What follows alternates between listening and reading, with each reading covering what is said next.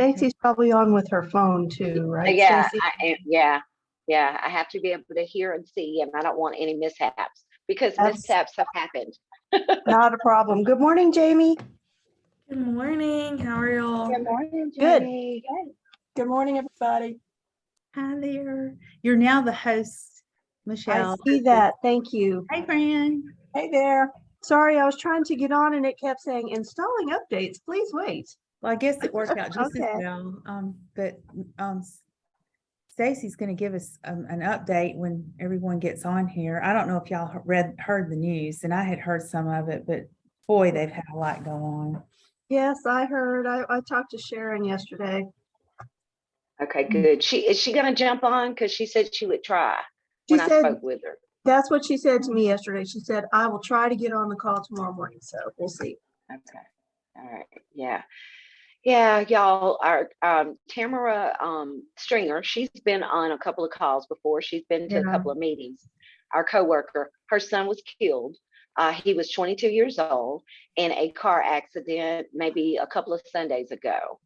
And it's been very, very hard. Miss Isla, our bookkeeper, she has had double pneumonia. She could not breathe. She recently got out of the hospital. Like, I spoke to her on the phone yesterday. She's going to try to make a luncheon today, but it's like, don't try to make the luncheon. Our Miss Mary's assistant is having surgery on Friday. So, like, pray for Mississippi Suffolk kids, because I know with all of this going on, God has a plan, and we are getting free publicity right now. You know, so that's the positive thing. That is. People that didn't know about us, they're learning about us. So it's just, you know, and we're all friends here. So I felt that this was a great space to share everything that's going on. Miss Mary, I don't think she's going to be able to jump on this morning. She has to go to a funeral in Vicksburg, Mississippi. So yeah. It's just a lot. It's a lot. Yeah. And I was just trying to get that out. Yeah. Okay. So Thank you for Aaron. sharing that. Thank with you, us. Stacy. Good morning, Yeah. Arnita. Good morning, Aaron. Hey, everybody. Good morning. How are you ladies doing? DC character because of black. Okay. So good. This morning, we're going to have a great presentation, Generous Listening by Michele Baker. I'm very excited to hear about this generous listening, because just the title itself, Generous Listening, is wonderful. So because I probably, if the meeting will continue throughout, at past 9:30, I have to be somewhere at 10. I'm actually meeting from my home today, right now. So I have to do a presentation at 10. So I have to like drive there. So if you guys don't mind, I want to go ahead and get the meeting started.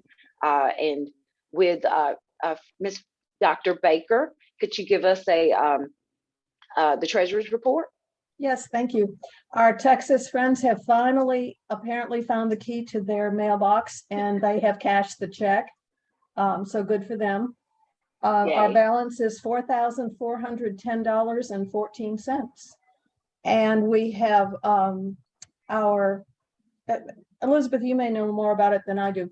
We had the DOVIA materials copied by Scanned. scanned by Eric Reisman. And he has finished that and sent us an invoice. So we'll be paying him.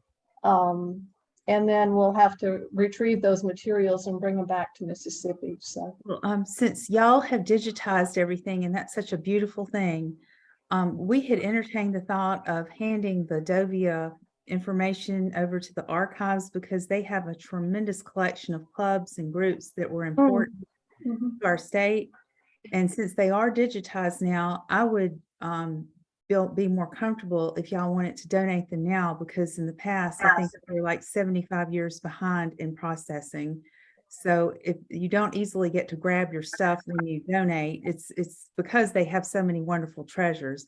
But if we have them digitized and y'all feel comfortable with it, it might be a good idea to entertain putting them in the archives so nothing happens to them, since we have changes of leadership and from time to time. So just something to throw out there. That's been my thought about it, mostly because it's like 3 boxes of things and there's no real good place to store them here. You know, I can store them in my basement, but that's No, not a useful they'll- thing for paper things. So that'd be great. I vote with that we do that if we have Okay, to well, I'll vote. second the motion, and I will tell you who to get in touch with is Laura Heller, I believe, is who's over that. And 1 she's- minute. Okay. Laura Heller. And you can call the main number and they will patch you through to her, unless Aaron could give us the direct phone number, but Laura Heller. Yeah, I can find it, and I'll give me one moment. I'll pull it up on the internet. Okay.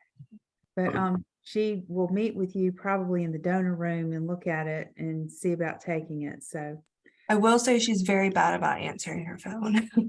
that's because she's so busy. Is she good with text?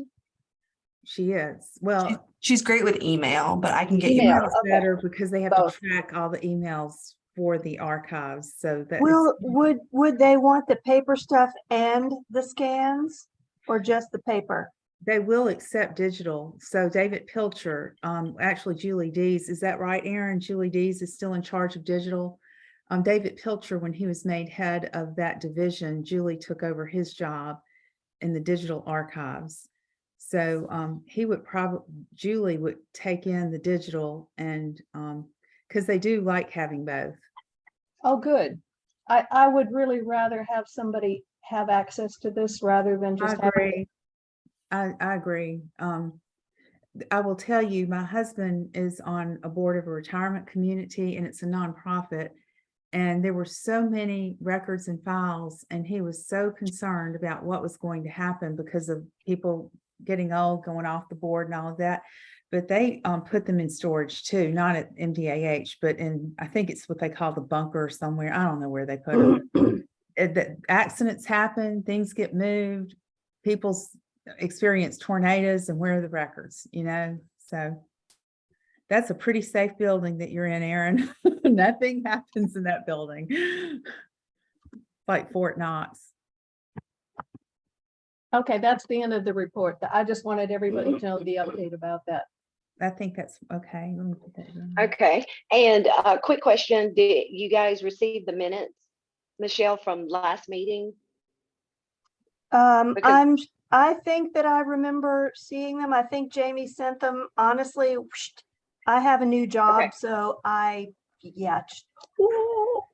Okay, well, wonderful. Congratulations on your new Yeah. job. But when we can discuss after the meeting or, you know, at a later date. There's something in the meetings, there was an action, a motion carried and an action that we need to carry out, but we can discuss after the meeting, like I said. So do you want to go ahead and start talking about your job and then go straight into your presentation? Because we are all excited about both. Sure, unless, do you want to do it the other way around? Do you want to do updates first and then have me speak last, or do you want me to speak now and then do updates after? Your choice, Madam President. My presentation's only Okay, about 15 minutes, by the way, so it's pretty short. Okay, well, let's do the presentation first, Okay, and then we'll figure out the rest later. all right. All right, let me share my screen, just a moment.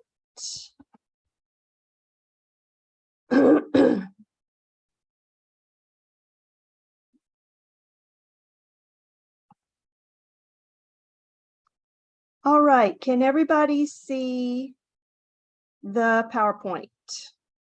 Okay, yes, good. So thank you for allowing me to present about generous listening. This is a topic that I think that most of the people on the call this morning probably don't need. This particular batch of wonderful women, this will be interesting to you, but you're already doing it. So you can pat yourselves on the back now because this is something that you've already got under your belts, but you can share it with others, and it's always nice to have a refresher. So generous listening, finding out what your volunteers need. So most of us have learned to be good public speakers because good leaders and volunteers, just by their nature, we tend to be good communicators. So we're good at the speaking part. But we need to remember that listening is the other half or more of good communication, especially for conscious leaders. I thought this was a fun statistic. I've seen it in other forms, but I thought I'd just put it in here for those of you for whom this may be brand new. 7% of what you say is your words, 40% is your emotions, and 53% is what you do with your body while you're saying it. So 93% of what you say isn't actually coming out of your mouth. I thought that was very interesting. So when you're a conscious listener, you can use your body, you can use your emotions, you can use your heart. It isn't just something you do with your ears. I liked this quote. Everyone wants to be heard.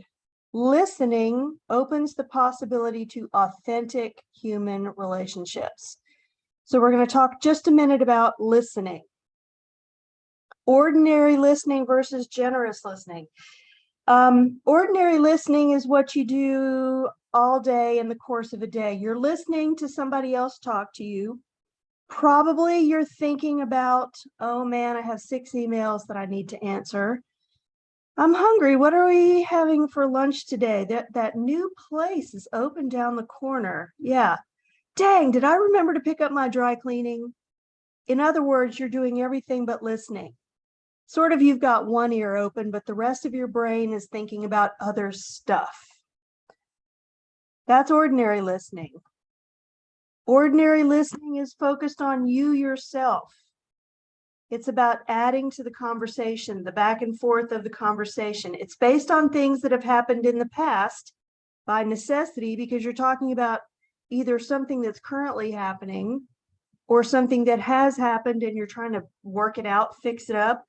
And you tend to bring your own thoughts and biases into the mix, just because that's how conversations work. You give and you take. You try to get someone else to hear what you're telling them. Okay, that's ordinary listening. For generous listening, it's something completely different. You just need to be present. You use your eyes, your heart, your ears to hear and learn what the other person is trying to say. So the objective of generous listening is completely different. You are listening for information. You are listening with your heart. Generous listening is focused on the other person. There is no agenda. You're focusing on the future.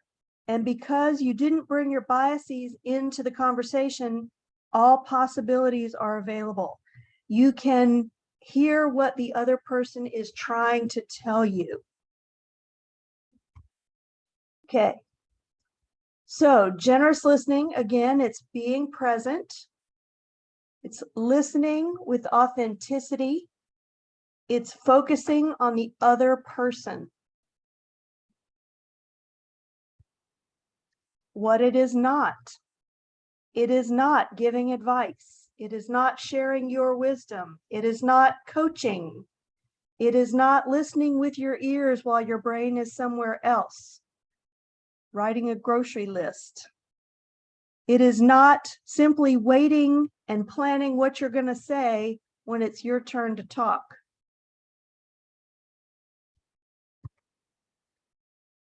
So Fran gave me this one. I really love this.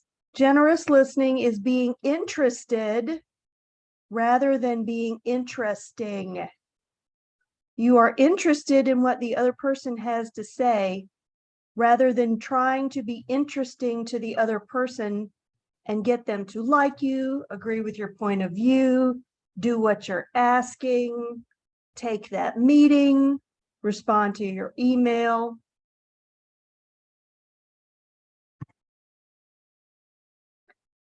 So, knowledge speaks, but wisdom listens. Jimi Hendrix, I like that one. I never thought that would be Jimi Hendrix, but there it is. All right, so how does this connect to volunteers? Well, if you are listening to your volunteers generously, you're creating a connection because it's about the other person. Generous listening helps eliminate crossed wires because you are actually getting what they're trying to tell you, which means that you don't have to guess. You don't have to do a survey. You can just listen and they will tell you, here's what I need. And then you give it to them or you tell them why it's not possible at this time. And it increases retention because honestly, how many people in your world actually listen to what you say with their whole being, with their whole spirit, rather than just waiting their turn to talk? This is a very powerful tool. Being heard is mind-blowing. So here are your volunteers. You're listening for the information they're trying to tell you. You're creating the connection. You're not bringing any expectations. Whatever they say, that's what it is. You're displaying compassion. You're putting compassion out there towards this person. You're creating a nurturing, listening environment. So how do you start doing this, or how do you continue doing this? A good way is to give yourself a pause, a moment of silence before the conversation, and get those lists and errands out of your head. Then take a moment to focus on the other person and just open your heart to all the possibilities. No expectations. This one is a hard one for me. I tend to want to plan how it's going to go. I tend to expect, oh, well, this is what's going to happen, or that's what's going to happen. And when it doesn't, then I'm disappointed for something that I created that was a fiction in the first place, instead of just letting it happen. No expectations. We have 2 ears, but 1 mouth, so that we can listen twice as much as we speak. That's back from Greek times. They knew about this even back then. So there's a group you can actually join if you're more interested in this. ICFconsciousleadership.com, and they have a group of people that meet, and this link at the bottom is one of the sources where I got this PowerPoint from. So that is generous listening in a nutshell. Does anybody have any questions?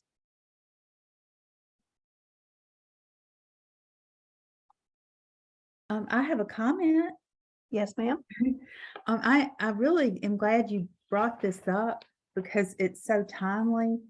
Not in the volunteer world, but I don't follow football, but everybody's been watching the scandal with Tom Brady and Giselle. Do I have their names right?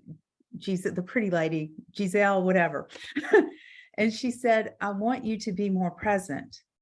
And that was what you were saying, present. You want to be more present, being present.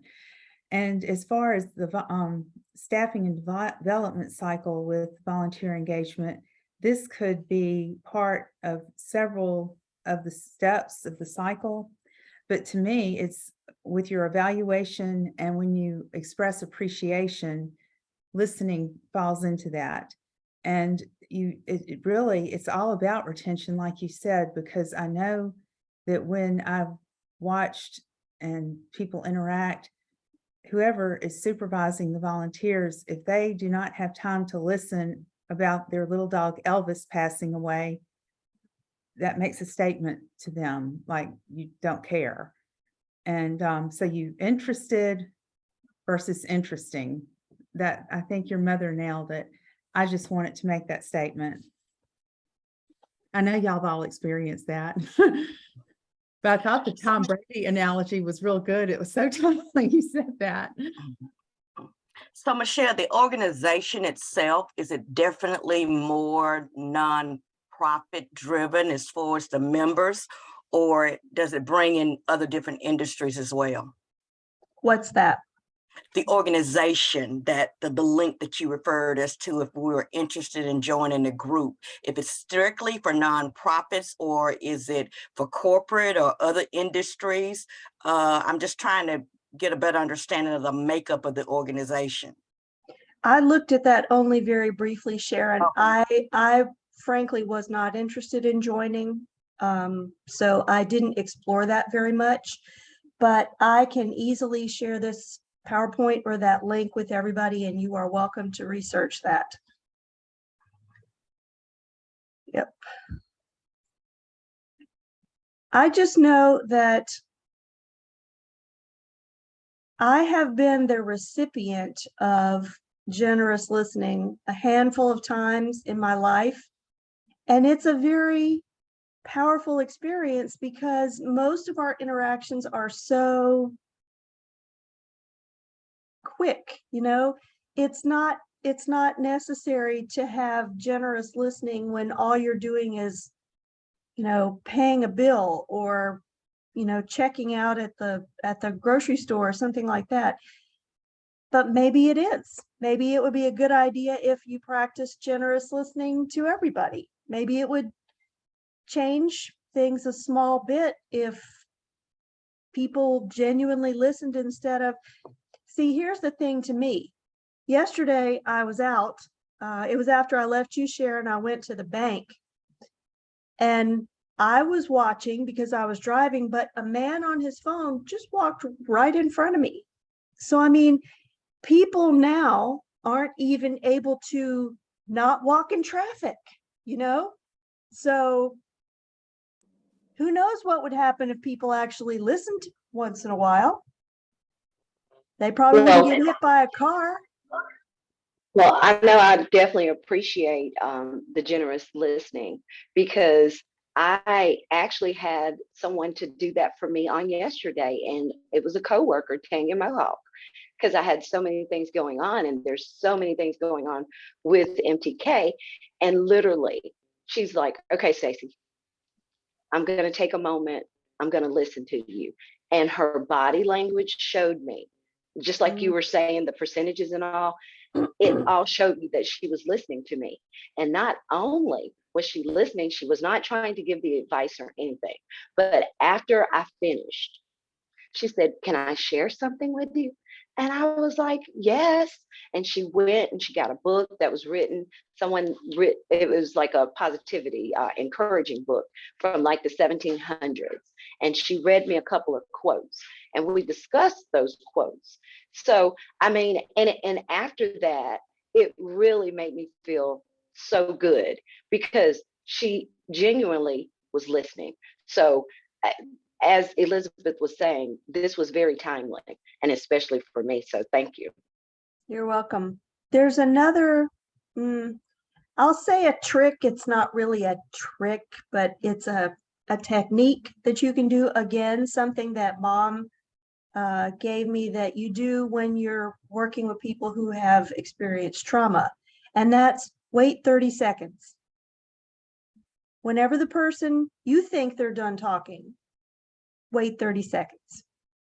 And oftentimes you're sitting there with your lips zip, will encourage them to dig deeper and find more that they didn't even know was there. And then when they're done, you wait another 30 seconds.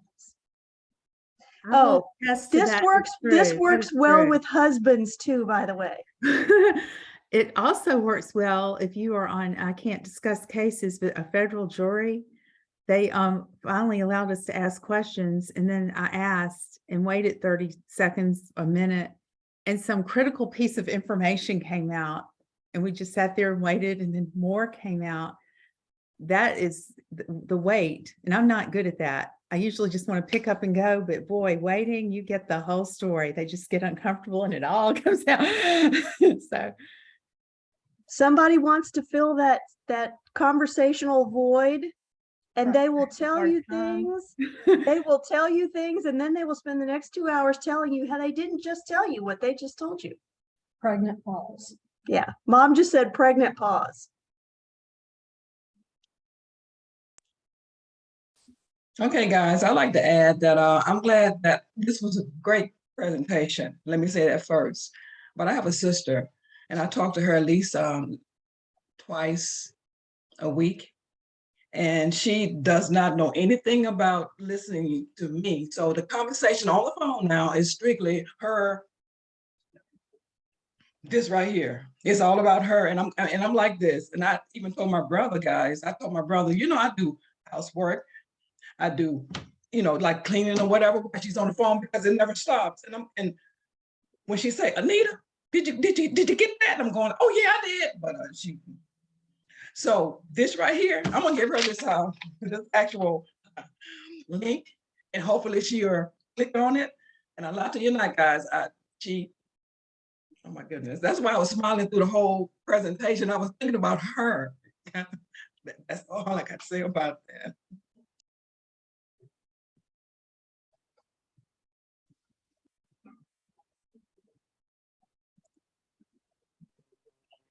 Well, Michelle, seeing as you're the one with the new job, do you want to get started on the updates from everybody? Sure. So about, it's been maybe 10 days, 8 or 10 days. I am the new chief editor of Eat, Drink, Mississippi magazine, and also Lifestyles After 50 magazine. The previous editor, this is funny, she was a really nice lady and really good at her job, but she was only 23. And I was wondering how she was going to write for Lifestyles After 50, but apparently she did that just fine. So I am fortunate in that apparently being a magazine, thank you, Stacy, apparently being a magazine editor requires that you do one little thing from each of the jobs I've had previously in my life. So I have nothing new to learn. I just have to put all these things together from previous jobs, slice them up and put them into a new thing. So the learning curve has been very shallow. I'm very happy. Congratulations to you. Thank Aren't you you. excited? I really am actually. I needed some more to do. I can relate to that as well. Well, Sharon, since you chimed in, do you want to tell us what's going on with you or your companies? Well, first of all, hello everyone. And I know I've been off the radar for a minute, and some of you may know and some of you may not, but it's on a personal tip. I am really still out on leave, guys. I was diagnosed back in June with breast cancer. It was between a stage 0 and 1, and it was actually detected really just through my regular annual mammogram. Now, I do have a family history. My older sister had cancer, and she's been a survivor now for 13 years. But guys, it really, really took me a moment to just process it, you know? So I had surgery on September the 23rd. My recovery is actually going quite well most days. And yesterday, Michelle, that was the first day I was really up for a full day. And I did get clearance from my doctor, and he's like, Sharon, you just don't want to sit down, do you? You just don't want to heal, right? So I did make it through, and I did text him back to let him know that it went well, but I was in bed early last night. So, you know, just dealing with that as well. Also, too, guys, you know, the Lord is just so good because I've had opportunities to work in so many different industries. And also, I'm now a part of Special Olympics as well. In addition to, guys, the museum, they have just been so I guess it's like a one big happy family, because when I told them that there was a possibility that I was leaving, they're like, no. So they're allowing me to definitely do a lot of work from home and things of that nature. So I'm just so excited, not only for being a part of that organization, but a part of this new endeavor as well. Because believe it or not, you all know I teach at universities as well. But this has really given me an opportunity to go in and really be out in the community with the statewide of Mississippi, all of the school districts really promoting Special Olympics and how we can get the high schools, universities involved in participating in this worldwide organization. So I am just so grateful for that opportunity as well. A couple of things that if anybody want to be a part of the golf tournament that's going to be on next Thursday, let me know. There's a medical organization that's actually sponsoring it. I think we have about 16 teams that have already signed up. Also on, if I'm not mistaken, it's December 2nd, but I get you guys that information. We're having a gala, guys. If any of you want to attend, please do so. Even if you want to buy a table, that helps as well. And it's actually going to be, well, I don't want to misquote because I don't have it up. Which organization is the gala going to be with? I'm still on Special Olympics now. Thank you. I think it's December 2nd. Is that a month? What is December 2nd? I don't know, guys. But I'll make sure I get you guys a flyer and put it out there. And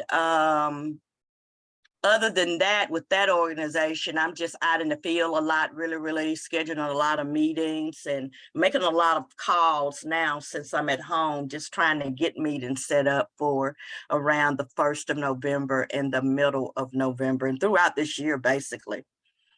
On the Mississippi Children's Museum front, guys, we have a new event that's a part of our whole Halloween activities that's going to be this Saturday from 9 to 3. It's called Boo Museum. Our sister station in Meridian did this last year. We didn't do it, but it's really going to focus on the younger guests that really don't have a good opportunity at our Park After Dark event, which is the next weekend, to really participate in a lot of those activities, because Park After Dark, it is in the evening time, and it's normally over between 8:30 and 9, but we decided to try this one during the day this Saturday, so our younger guests can definitely be a part of that as well.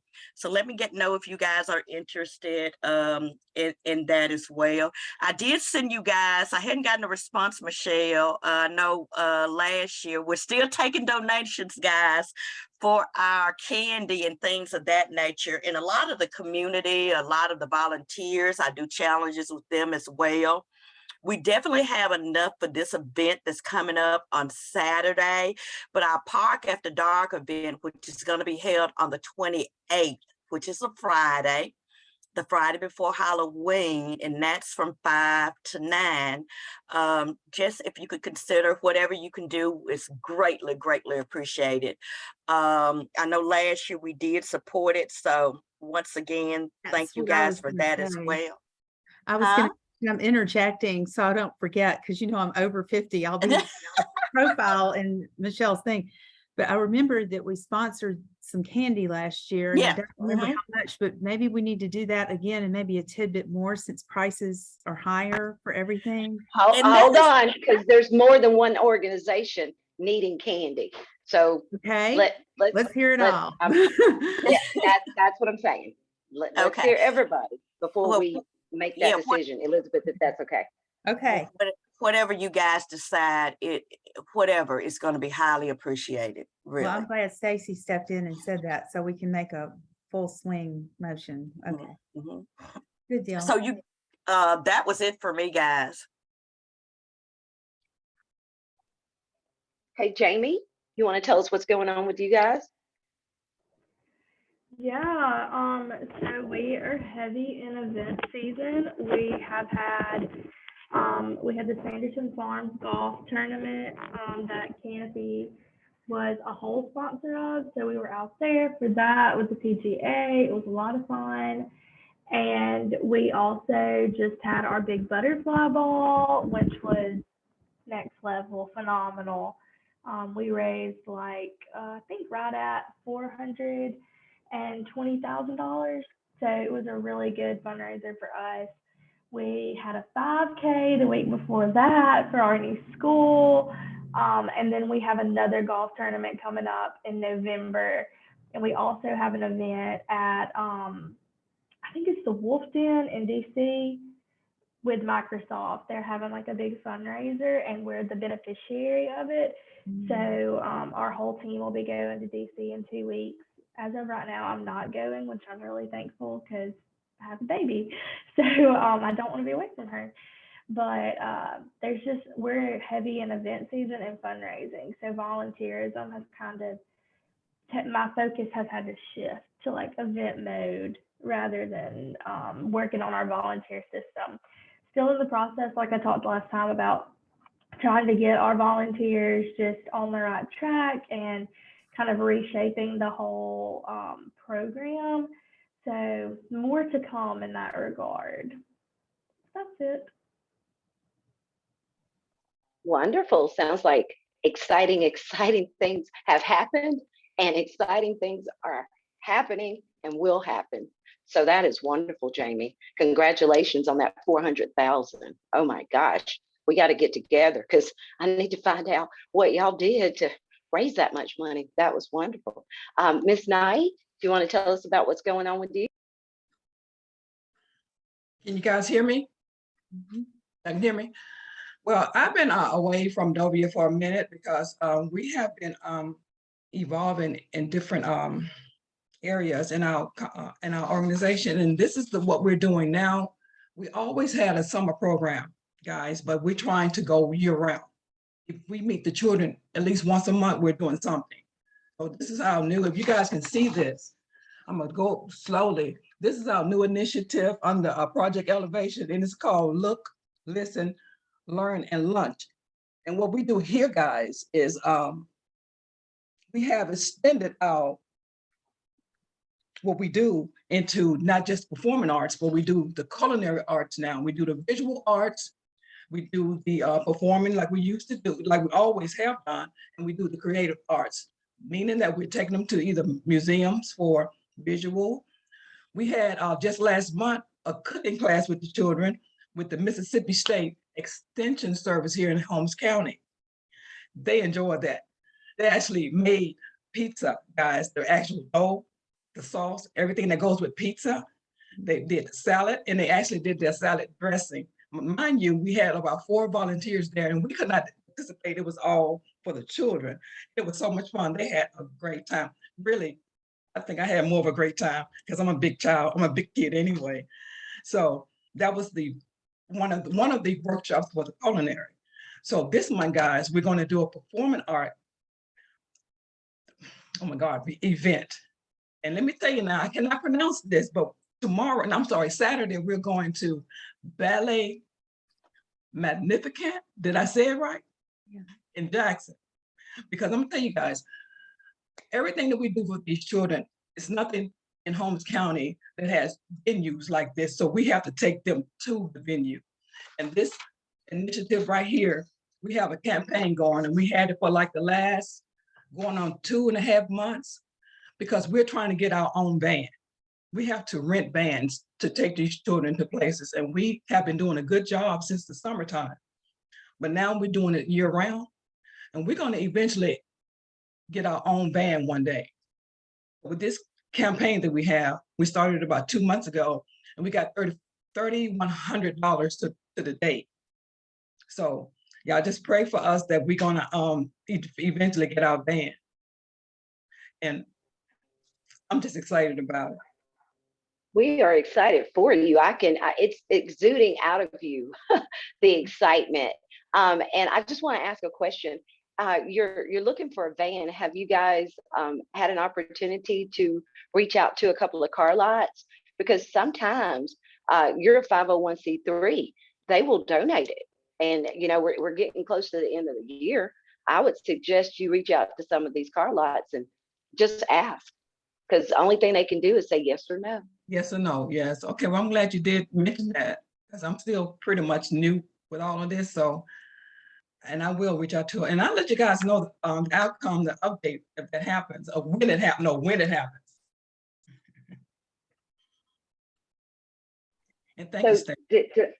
you're welcome. Did Erin say she had to step out? I'm trying to read the, okay, she'll be right back. Okay, well, when she comes back, she can tell us what's going on with her place. I'll go ahead and kind of talk about, and when she pops back in, y'all stop me and let me know. MTK, we had the opportunity to volunteer for the Sanderson Farm golf tournament. And I tell you, whew, getting back into the volunteer world, I mean, me as a volunteer, it was a fun day, exciting and tiresome because we really did work. The following week, we worked, Miss Mary and myself worked the new court tournament, and they gave us $10,000 from that tournament, which was wonderful. On the 31st of this month, Miss Mary started this when she was a teacher in downtown Crystal Springs, where all the children, I think elementary age, from like the preschools all the way up until the highest elementary age, where they walk around and all the businesses in town allowed them to trick or treat. And it just so happens it's going to be this year on a Monday. So we have the opportunity to be out there. So MTK is requesting candy. And also, I know that you guys heard on the news that we were robbed. And I'm just going to throw this out here. I truly believe it was someone that has been to the camp, that has probably worked the camp.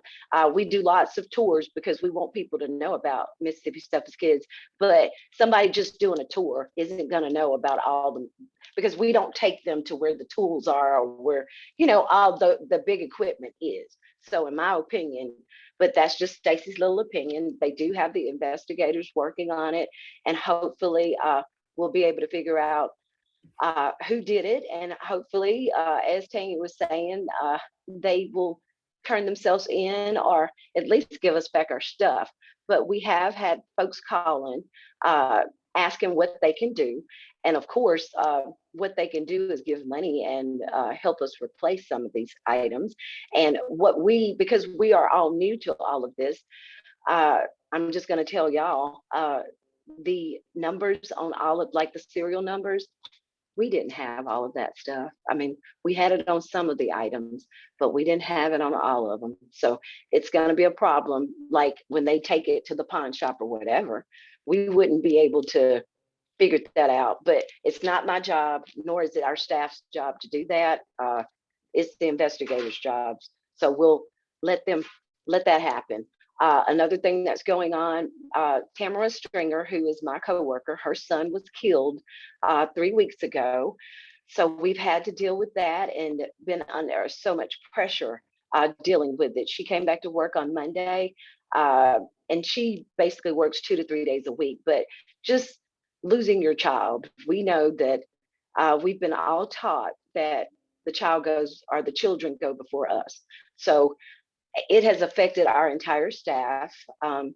Isla Sears, who is our bookkeeper, she had to get rushed to the hospital last week where she couldn't breathe, and she found out that she already has a stent in her heart, but she found out she had double pneumonia. And so I guess what I'm doing now is I'm telling y'all this information so that you guys can be praying for not just the camp, but the staff at MTK, because as you all know, that things can wear you out, but we just got to keep going because we know that this is God's plan and he allowed all of this to happen. And if he brought it to us, he will definitely bring us through it. So, and with Max's death, you'll begin to see stuff on social media about Starlight. He was a camper. The 426 acres that we have out there, at one point, Miss Mary was saying we would all the lights would be out in the entire camp, and we would just be gazing at the stars. Well, we've put a name on that now. It's Max's Starlight. So again, Miss Mary's not on the call because she's at a funeral in Vicksburg. It was a close friend of hers that has passed away. But again, I will ask for prayer for us. So I'm going to stop. Is Erin back on? I am. Okay, because I can keep going. So we're going to go ahead and allow you, because, well, let me just talk about the race. Our race is November the 11th. It's a 5K, 10K, 13.1. In the last meeting, someone made a motion, and that's what I was asking about, Michelle. So again, we don't have to even talk about that. We'll just go back and look through the minutes on what we discussed and what we decided. And Erin, you have the floor. Sorry, I got a call from Lauren Miller, who's at the governor's mansion. Tomorrow is her last day with us, so I definitely wanted to catch her. Yep, she is moving to Missouri. So the governor's mansion is about to not have anyone in there for a little bit. So we've been trying to determine. She has an intern right now, and we've been trying to Cindy and I have been deciding how we're going to handle, scheduling volunteering with their new system, because you do have to schedule a tour at the mansion at least 3 days before. So scheduling previously, and I'm sure this is the system Elizabeth was used to, they would come every day because there could be walk-up tours, but it's not quite that way anymore. But other than that, things have been going really well. We had our first volunteer open house in August, and we had participation from almost all of our departments. Our sections and sites had a little table and a booth where people could come in and talk to them. I mean, it was kind of a twofold event or program where we invited all of our volunteers to come and be able to interact with staff and each other, and invited new people to come as sort of a recruitment to be able to meet our staff and to meet other volunteers. And I thought it went really well. It was received really well by our folks. We had some people and some of the best parts of it were that we had people who had not been through MDH's door since pre-COVID. So they were, finally able to come back. And that's something that was been really important to us, is to sort of bring those volunteers back into the fold as they feel comfortable to do so. And then, we're just kind of keeping on right now. We have 6 interns this semester. We have 2 that are completely virtual. One's at the University of Texas at Austin. The other's at the University of South Carolina. It's really exciting to be able to have these students that we would have never been able to have otherwise, and sort of expand what we think about when we think about recruitment. And then we have 4 others who are on site. The Eudora Welty House has 2. The 2 Mississippi Museums has Price, who also is, he just finished the Mississippi State Access Program. And so he is dividing his time between the 2 Mississippi Museums and Historic Preservation Archaeology section. He's working with Cindy Carter Davis, and his dream is to be an archaeologist. So it's been really great for him to be able to be there. And then we have another who's in Archives and Record Services with Laura Heller. And Laura's really great with volunteers. She's actually maxed out right now. She said no more. She has like 6 going right now. I'm so thankful.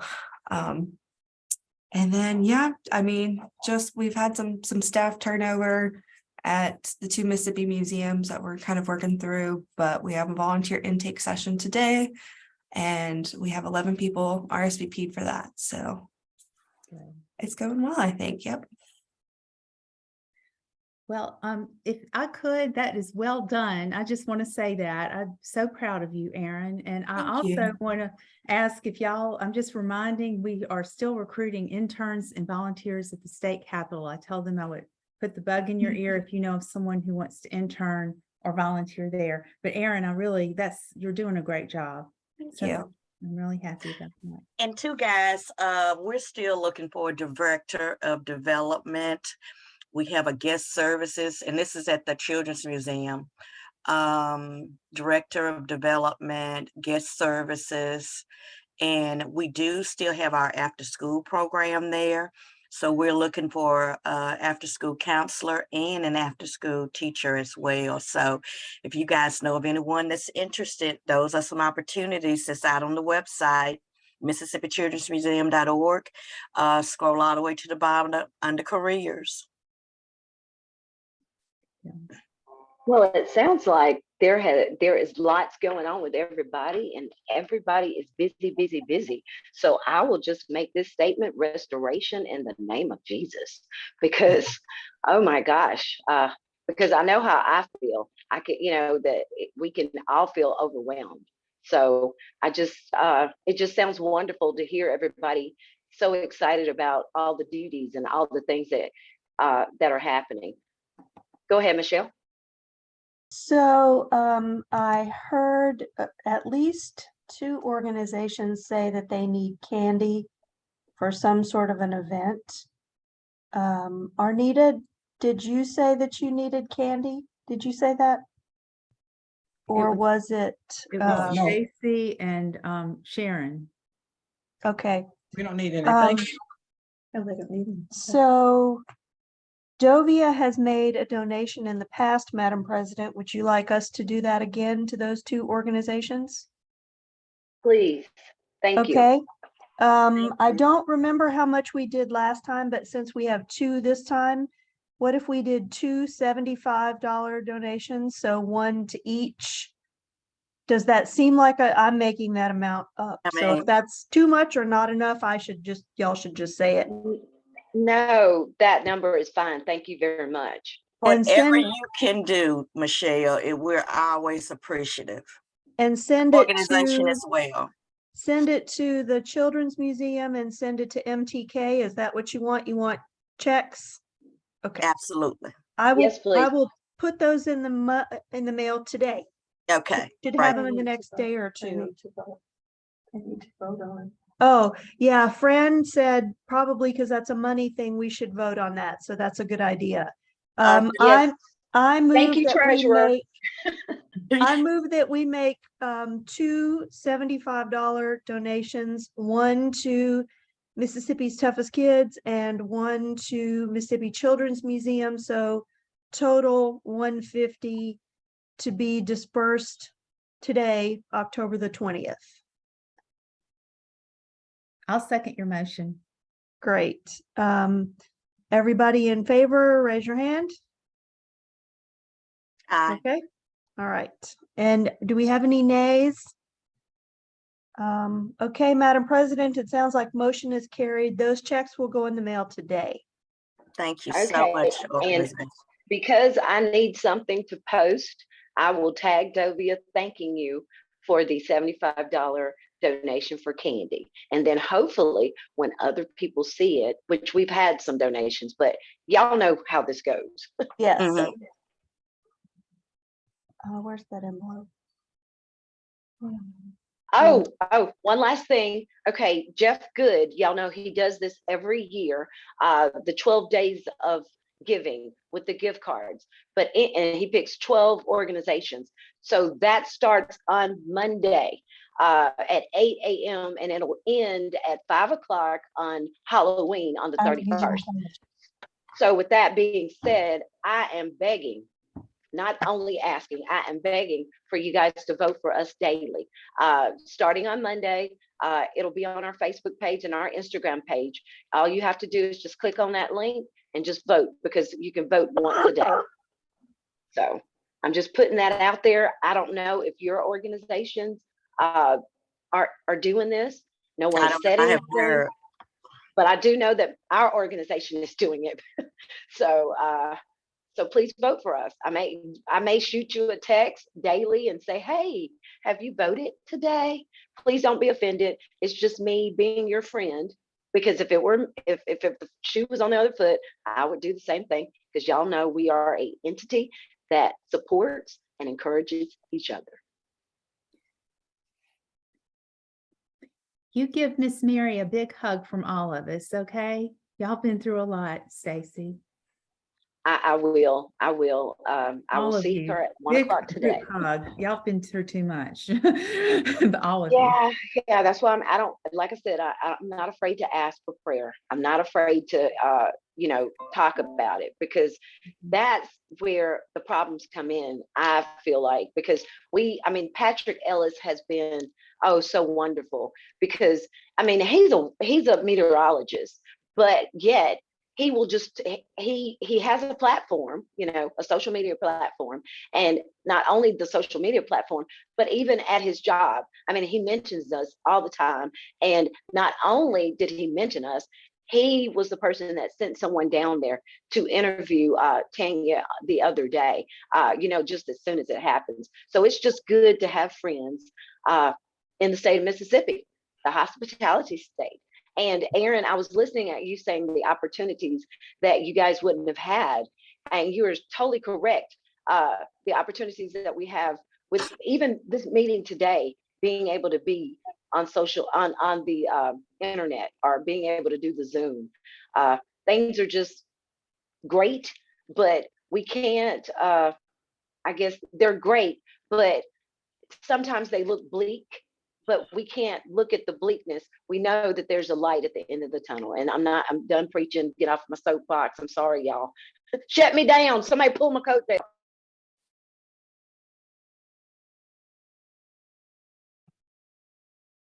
Well, I hope everybody has a wonderful day. Same here, guys. Make it a super fantastic day. Y'all I have a hope great everybody night. Hope Great. everybody has an Sharon. opportunity to practice generously listening to someone today. Yes, yes. And Sharon, we are so elated to see you back at the meetings, and that you're doing well You look behind beautiful. everything that has happened. You look Yeah. great. Thank you so much. I'm feeling so much better. Thank you. Okay. Bye, everybody. All right. Have Well, a y'all safe have, birthday, bye. guys. Have a good day. Bye-bye. Bye. Thanks, Michelle. Bye.